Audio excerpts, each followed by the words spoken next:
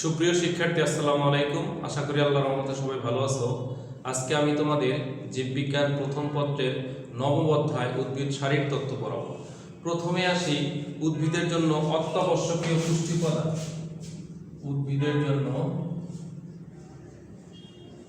উদ্ভিদের জন্য অত্যাবশ্যকীয়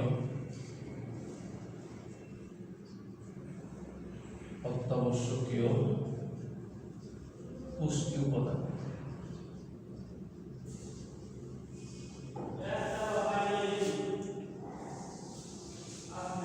খেয়াল করো, উদ্ভিদের জন্য অত্যাবশ্যকীয় পুষ্টি উপাদান, এই অত্যাবশ্যকীয় পুষ্টি উপাদানকে দুটি ভাগে ভাগ করা হয়।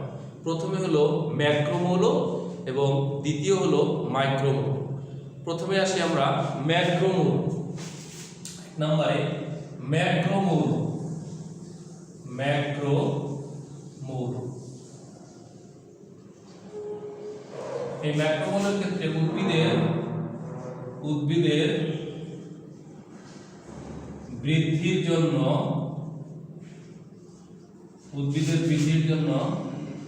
যেসব পুষ্টি উপাদান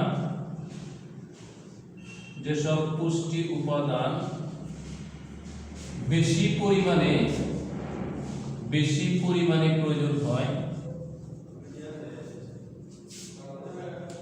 পরিমাণে প্রয়োজন হয়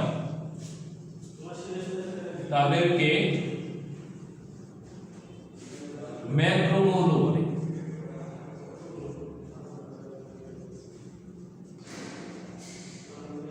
তাহলে খেয়াল করো, ম্যাক্রোমৌল কাকে বলে?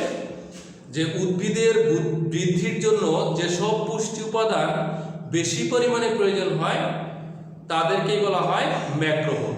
তাহলে এখানে এই ম্যাক্রোমৌলের ক্ষেত্রে একটি সূত্র আছে, যেমন বলা হয় mgk cafe for nice chops CHOPS। তাহলে ভালো করে খেয়াল করো, mgk cafe for nice chops, এখানে mg তে বোঝাচ্ছে তোমার ম্যাগনেসিয়াম, k তে হলো পটাশিয়াম, ক্যাফে তে হলো ক্যালসিয়াম, নাইস তে হলো নাইট্রোজেন, তারপরে carbon, hydrogen, oxygen, phosphorus, sulphur. এই হচ্ছে 9টি মৌল। এখানে বলা হয় এই 9টি মৌলকে বলতেছে তোমার ম্যাক্রোমৌল। তাহলে আবার ভালো করে খেয়াল করো, উদ্ভিদের বৃদ্ধির জন্য যেসব পুষ্টি উপাদান বেশি পরিমাণে প্রয়োজন হয় সেসব পুষ্টি উপাদানকে বলা হয় ম্যাক্রোমৌল। এই ম্যাক্রোমৌলের সংখ্যা হচ্ছে 9টি। আমরা যদি একটা সূত্র মনে রাখতে পারি তাহলে 9টি মৌল মনে রাখা সহজ হবে। যেমন mgk cafe for 9 chops, mgk cafe for 9 chops। mg তে হলো ম্যাগনেসিয়াম, k তে হলো পটাশিয়াম, তারপরে ক্যাফে তে হলো ক্যালসিয়াম, নাইস তে হলো নাইট্রোজেন, সি তে হলো কার্বন, এইচ তে হাইড্রোজেন, ও তে অক্সিজেন, পি তে ফসফরাস এবং এস তে সালফার।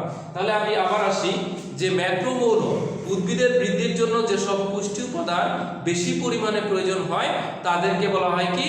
ম্যাক্রোমৌল। ম্যাক্রোমৌলের সংখ্যা কয়টি? 9টি।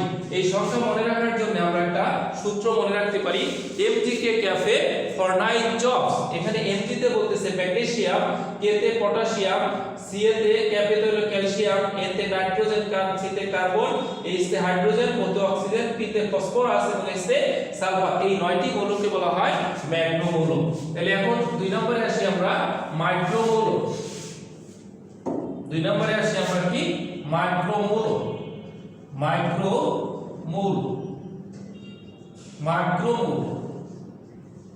ভালো করে খেয়াল করো, উদ্ভিদের বৃদ্ধির জন্য যেসব পুষ্টি উপাদান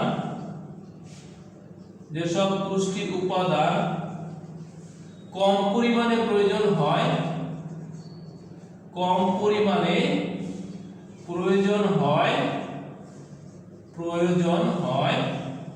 তাদেরকে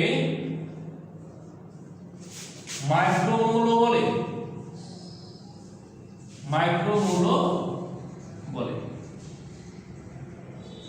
এখানে মাইক্রোমোলের ক্ষেত্রে আছে ক্লোরিন, আছে বোরন, আছে ফেরাস, আছে জিঙ্ক, কপার, আছে মলিবডেনাম, আছে সোডিয়াম,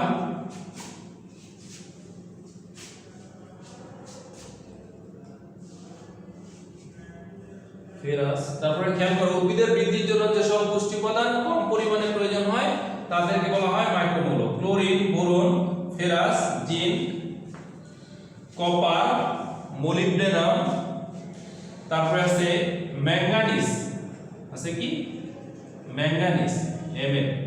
এই 8টিকে বলা হয় আবার মাইক্রোমোল। এই 8টি মৌলকে বলা হয় মাইক্রোমোল। তাহলে আবার খেয়াল করো যে মাইক্রোমৌল উদ্ভিদের বৃদ্ধির জন্য যেসব পুষ্টি উপাদান কম পরিমাণে প্রয়োজন হয়, মানে উদ্ভিদের বৃদ্ধির জন্য যেসব পুষ্টি উপাদান কম পরিমাণে প্রয়োজন হয় তাদেরকে বলা হয় মাইক্রোমৌল। এখানে মাইক্রোমৌল আছে 8টি। তাহলে এটা chlorine, boron, ferrous, zinc, copper, molybdenum, sodium এবং ম্যাঙ্গানিজ। তাহলে আমরা এখানে আসতে পারি, বলতে পারি না যে ম্যাক্রোমোল কয়টি আছে? মাইক্রোমোল আছে 9টি, আর মাইক্রোমোল কয়টি পেলাম? 8টি। তাহলে উদ্ভিদের বৃদ্ধির জন্য এই অত্যাবশ্যকীয় মৌলের পরিমাণ কয়টি? 17টি। এই 17টি মৌলকে বলা হয় উদ্ভিদের জন্য অত্যাবশ্যকীয়। তাহলে উদ্ভিদের অত্যাবশ্যকীয় পুষ্টি উপাদানের সংখ্যা কয়টি? 17টি। এই 17টির ভিতরে বলা হয় ম্যাক্রোমোল হলো কয়টি? তোমার 9টি এবং মাইক্রোমোল 8টি। তারপরে আসি এখন যে উদ্ভিদের যে পুষ্টি উপাদান, সব পুষ্টি উপাদান আবার সমভাবে উদ্ভিদ গ্রহণ করে না। বলা হয় যে পটাশিয়াম এবং nitrate ion NO3, nitrate ion উদ্ভিদ সর্বাপেক্ষা দ্রুত গতিতে শোষণ করে।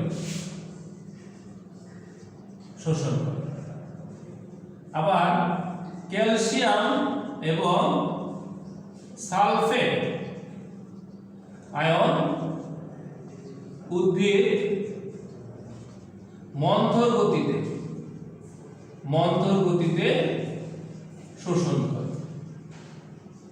তাহলে ভালো করে খেয়াল করো, বলা হয় যেখানে পটাশিয়াম এবং নাইট্রেট আয়ন উদ্ভিদ সর্বাপেক্ষা দ্রুত গতিতে শোষণ করে, আর ক্যালসিয়াম এবং সালফেট আয়ন উদ্ভিদ মন্থর গতিতে শোষণ করে।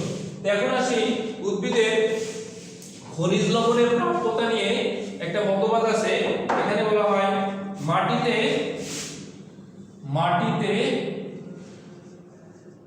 খনিজ লবণের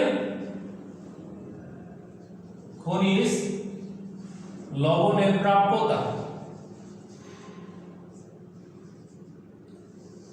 এখানে দুইটা মতবাদ কাজ করে। একটাকে বলা হয় কার্বন ডাই অক্সাইড মতবাদ, কার্বন ডাই অক্সাইড মতবাদ, এবং 2 নম্বর বলতেছে কন্ট্যাক্ট এক্সচেঞ্জ মতবাদ।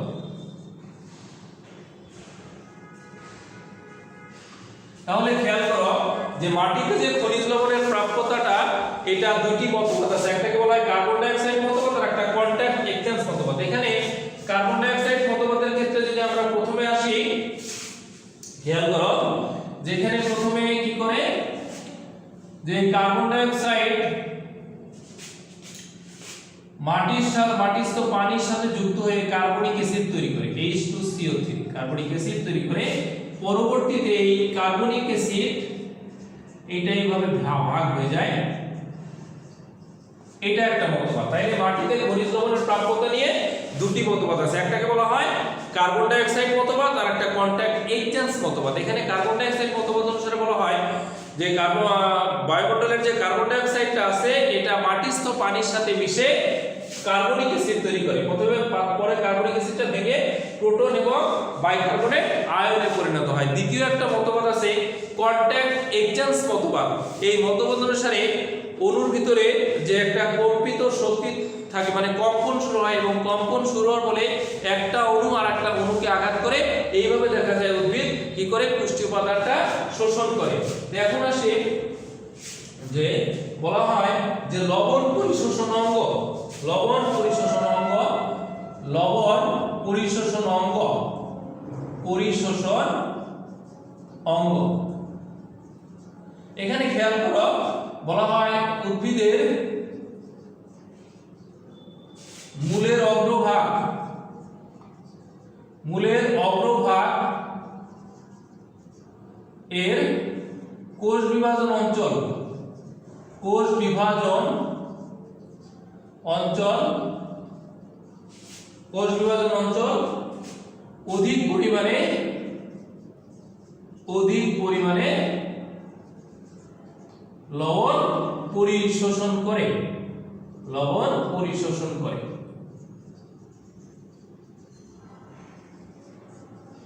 তাহলে খেয়াল করো, লবণ পরিশোষণ অঙ্গ কোথায়? বলা হয় উদ্ভিদের মূলের অগ্রভাগের কোষ বিভাজন অঞ্চল অধিক পরিমাণে লবণ পরিশোষণ করে।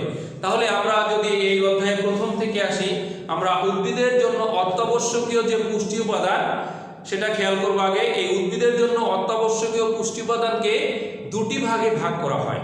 উদ্ভিদের জন্য অত্যাবশ্যকীয় পুষ্টি উপাদানকে প্রথমে দুটি ভাগে ভাগ করা হয়। এক নাম্বার বলতেছে কি ম্যাক্রোমৌল, ম্যাক্রোমৌল অর্থাৎ ম্যাক্রোমৌলটা হচ্ছে উদ্ভিদের বৃদ্ধির জন্য যেসব পুষ্টি উপাদান বেশি পরিমাণে প্রয়োজন হয়, মানে উদ্ভিদ বেশি পরিমাণে এই পুষ্টি উপাদানগুলো মাটি থেকে গ্রহণ করে। বলা হয় যে যেসব পুষ্টি উপাদান উদ্ভিদের বৃদ্ধির জন্য অধিক পরিমাণে প্রয়োজন হয় সেসব পুষ্টি উপাদানকে বলা হয় ম্যাক্রোমৌল। আর মাইক্রোমৌল হচ্ছে কি উদ্ভিদের বৃদ্ধির জন্য যেসব মৌল কম পরিমাণে প্রয়োজন হয়, অর্থাৎ উদ্ভিদ এইসব মৌল কম পরিমাণে শোষণ করে তাদেরকে বলা হয় মাইক্রোমৌল। তাহলে ম্যাক্রোমৌল হচ্ছে 9টি এবং মাইক্রোমৌল হচ্ছে 8টি। এই 9 আর 8 কত হলো? 17। এই উদ্ভিদের জন্য অত্যাবশ্যকীয় পুষ্টি উপাদান কতটি? মোট 17টি। এখানে ম্যাক্রোমৌল আমরা মনে রাখার জন্য একটা সূত্র বলছি যে mgk cafe for night jobs. mg তে হচ্ছে ম্যাগনেসিয়াম, k তে হচ্ছে পটাশিয়াম, ক্যাফে তে হচ্ছে ক্যালসিয়াম, নাইসে হলো nitrogen, carbon, hydrogen, oxygen, phosphorus এবং সালফার। আর এখানে মাইক্রোমোলের ক্ষেত্রে আসবে chlorine, boron, ferrous, zinc, copper, molybdenum, manganese এবং সোডিয়াম। আমরা পরবর্তী ক্লাসে প্রস্তুতি নিয়ে পড়ব। আজকে এ পর্যন্তই। সুপ্রিয় শিক্ষার্থী, আসসালামু আলাইকুম।